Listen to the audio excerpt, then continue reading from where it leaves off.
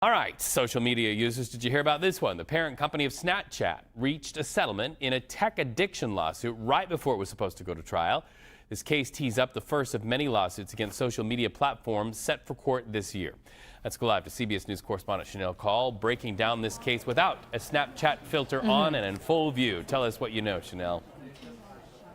Yeah, so let's talk about this case, Reed. A lot of public interest in this, obviously, because a lot of us use social media every day, as do many young people in this country. And that's really the crux of this case. It was launched by a person identified as KGM. This person is now 19 years old, but she is saying that she'd become addicted to social media apps because of the way that the algorithms work. Also, she says, because of things that, we call it doom scrolling, but lots of other features that the lawsuit is alleging basically contribute to this becoming an addiction for young people.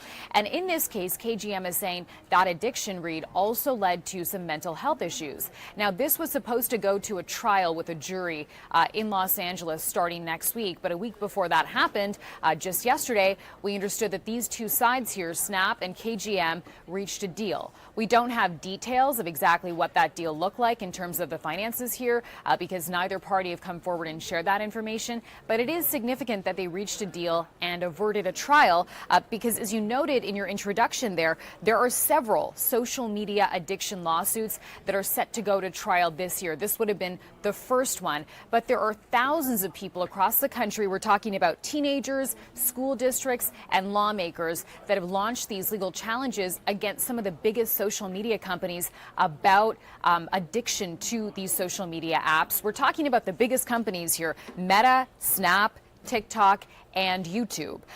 The legal procedure here, or the playbook, a lot of folks are saying, Reed, really looks like what we saw happen with big tobacco many, many decades ago. And just like that, people are saying this could have a very big impact. The plaintiffs in these cases, Reed, are essentially arguing here that the apps have created what they call defective products that have injured millions of young people across this country. Now, if that argument stands up in court, if they are successfully able to win a case like that, it could really open the floodgates for even more litigation against some of these companies. It could even change policy and change the way that we use these apps.